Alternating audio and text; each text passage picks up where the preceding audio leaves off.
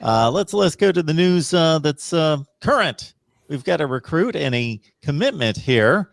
Why don't we start with you, Kevin, in regards to running down Ryan Turner, a cornerback from Hollywood, Florida. Yeah, exactly. He is the second commit that Ohio State's gotten in the last couple of days. He's a 6', 185 cornerback. Had the opportunity to see him last week. That's why I missed the big show. I was running around the state of Florida talking to recruits and commits. Did not know at the time. I felt pretty good that Ryan Turner was going to end up in the class probably come June, and then he jumps out today and commits. But I think Ohio State's getting just the type of corner that they want with, they like that taller corner, a true 6 foot tall, which, I had the opportunity to stand next to him. And I believe that he is of that height, and, he just is a playmaker. So I think it's just a huge win.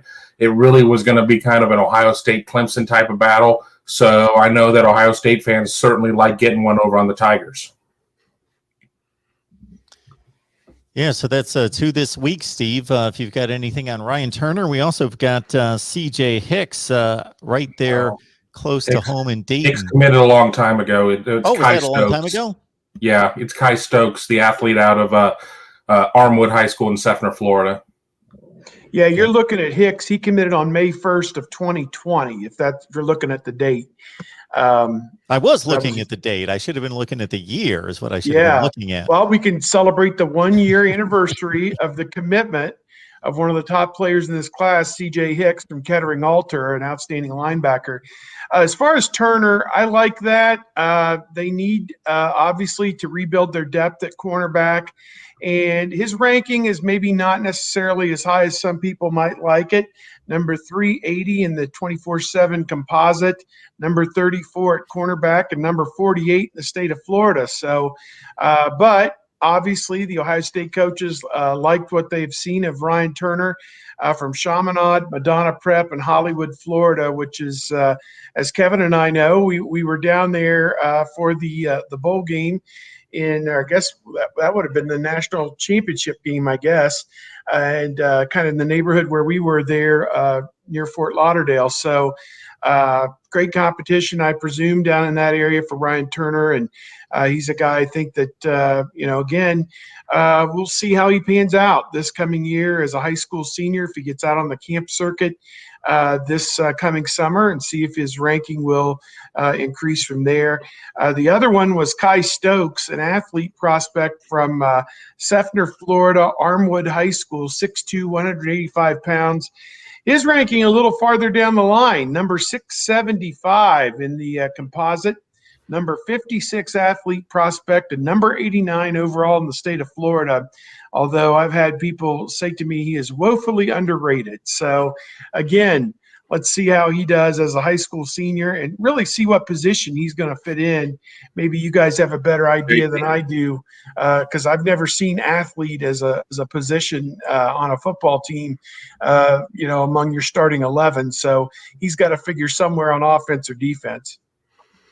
Yeah, I think they like him as their deep safety, but in the Ohio State secondary, I mean, he could end up as a deep safety, as a cover safety, or, who knows where in that defensive backfield. But at 6'2" with range, you give him a shot there. I think what we're seeing is I think recruiting rankings are going to have to play catch up to offers. And when you look at Kye Stokes' offers, they are 4- and 5-star offers with Ohio State and all of these schools that have come in, big-time schools over the last month.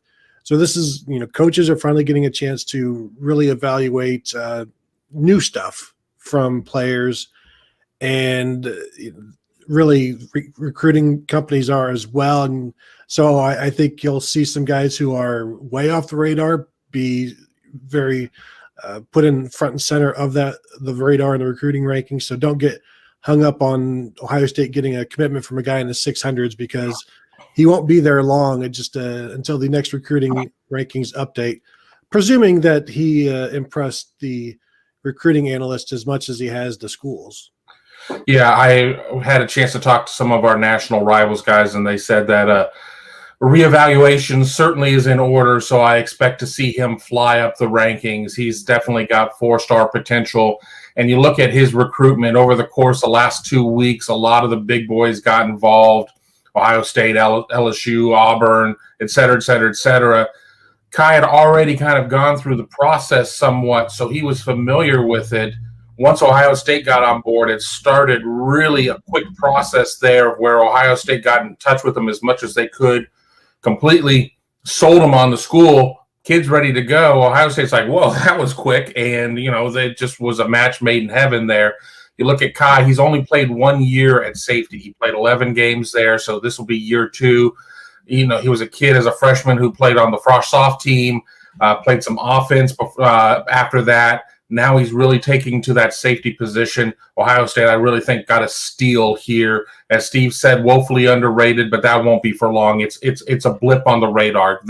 All the recruiting services will get this one fixed. Kid is a tremendous playmaker, tremendous athlete, and just a tremendous kid. As I had an opportunity to talk to him middle of last week when we were down in Florida. I mean, really just has his stuff together.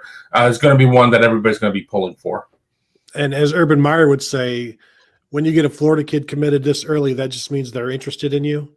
And so they'll have to keep recruiting these guys to keep them committed, because this is the first – they haven't signed a kid from Florida technically since Legend Cavazos in 2020, who was from IMG, originally from Texas, I believe. Then you go back to the year before that with Marcus Crowley. So that's been a while. And so you get back into the Florida mix while you've got the Texas pipeline. You've got a Washington pipeline. They're getting into California more and more. So they're hitting all of the right spots. And so to get back into Florida, and if they can keep these guys committed, I think they've got 3 corners now and 1 safety. I think if they can get the right 2 safeties, they'll maybe grab 3. But I wonder how many more they're gonna pick up, Kevin. And just talking about Florida, remember they also have the commitment of Jaheim Singletary out of Jacksonville as well. And then when you look at Ryan Turner going back there, his teammate is Kenyatta Jackson, a defensive end that Ohio State's very much after. So that'll be interesting. And jumping back to Kye Stokes, who else came out of that school was Brian Sneed, who unfortunately saw his Ohio State career come to a rapid end. But Ohio State does know Armwood High School. It's a powerhouse down there, playing in large classification.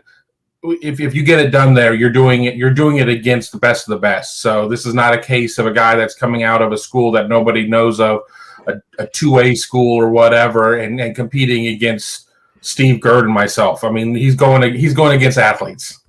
It is always interesting to me when they can get a commitment from a kid at a school who had a previous player go to Ohio State that things didn't go well. And yet it's not like the coach there, I don't know if he's a new coach or the school has just been like, no, Ohio State persona non grata around here. That's not necessarily, it doesn't sound like that's the case, which is interesting to me. Well, it shouldn't be. I mean, Brian Sneed brought his own problem upon himself. That had nothing to do with the football program, the players, the coaches, or anybody associated with the Ohio State University. So, it's one of 2 different things.